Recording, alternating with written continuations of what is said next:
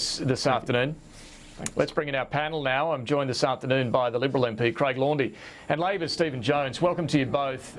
Just first on this Indonesia relationship and the comments, some of the comments that we're seeing. Craig Laundy, how concerned are you about the language? David, I have full confidence, obviously, in the Minister and the job he and our Navy are doing in the region. As was stated earlier, obviously there's some geopolitical aspects on the Indonesian side of the fence, but the introduction of the military into this zone, I think is a good thing. I think the more people we have in the zone on both sides, the more people will stop drowning at sea. So I don't see... But they're not specifically trying to stop asylum seeker boats. They're trying to stop Australian vessels turning back asylum seeker boats. I think last week the Minister explained that it was a mistake that was made, and I don't think that's a long-term problem. I think you see the politicking happening on the Indonesian side of the fence, and I think the introduction of them to the region may have some unintended good consequences. Should the government, Craig Laundy, stick with the turn-back policy? The government have a raft of measures, and the one thing that you can't argue about is the success. What you're not hearing at the moment, it's because there's a vacuum in the space and then it becomes filled with opinion, is the success of the raft of policies. I have full faith in our Navy and in the Minister, and I think they're doing a good job, and I think the results are showing that. All right, but should they stick with the turn-back policy? They should stick with the full raft of policies because they are... Including that one? Including that one. At this stage it appears to be working. Stephen Jones, do you think this turn-back policy is worth sticking with? Look, what it's working at doing is creating tension between our most important regional neighbour. Can I say three quick things? Firstly, in any international contest, obviously Labor barracks for Australia, but we want to see them playing a smart game. A smart game in this space means cooperating with the Indonesians. We know we need their cooperation.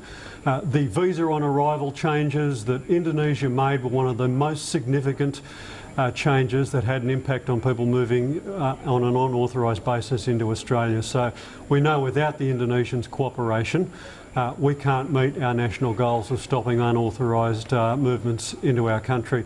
Third thing, it's hardly possible for us to complain about unauthorised boat entries into our territorial waters if we're not respecting the territorial waters against us. And I make no criticism of the government, I make no criticism of the Navy in this respect, but I am very, very concerned that the government may be giving the Navy instructions which place our national interests at risk. Hang on, there's no evidence the government is instructing the Navy to enter Indonesian waters. Well, this is what I say. I'm very concerned that they may be putting the Navy in a position that's putting our national security at risk. We want to have a good relationship with Indonesia.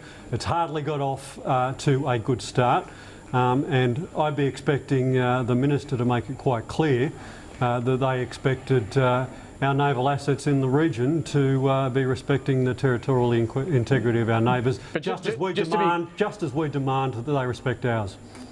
Just to be clear on this policy point, though, do you oppose the turn back of boats still? We don't believe it's an effective policy unless you've got the cooperation of the Indonesians. The two things that make the big difference, David, are cooperating with Indonesia to clamp down on the visa on arrival arrangements, which just saw a steady flow of people coming from Iran through Indonesian airports and into Australia. I understand that. Second thing, but do you think they should drop this policy?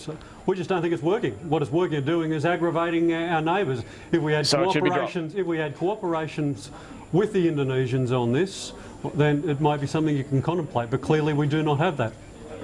But how do you know it's not contributing to the success? Now, we know that the two things that are having the biggest impact are visa on arrival, that is cooperation with Indonesia, and the Pacific arrangement that have been put in place. Everything else, frankly, is just shillings when it comes to the big issues that are having an impact. Craig Laundy, to that point, and it is a similar point that we heard from the Lowy Institute analyst David McRae we spoke to earlier, that there has been success in slowing the boats. Is it necessary to add this further step of turning back the boats when it's going to infuriate Indonesia so much? David, I don't think, and if you move in the fair dinkum department, if you move around my electorate, for example, the vast majority of people just want the problem solved. And if you look at the raft of measures, and it's not just this one, if you look at the raft of measures and if you look at the results, you know, judge Minister Morrison and the Navy on the results. Very happy for that to be done, and if they want to criticise based on the results, yes, that's how we judge the previous government. Happy to be judged the same way. I said, but as for picking out one particular piece of policy, when there are a raft of measures, it has been well thought out, it is operated by the military. We have taken the government out of it, if you like, and I think that will improve things. All right, after the break, we're going to change topic. I want to look at the Prime Minister's speech, keynote speech that he's given in Davos at the World Economic Forum.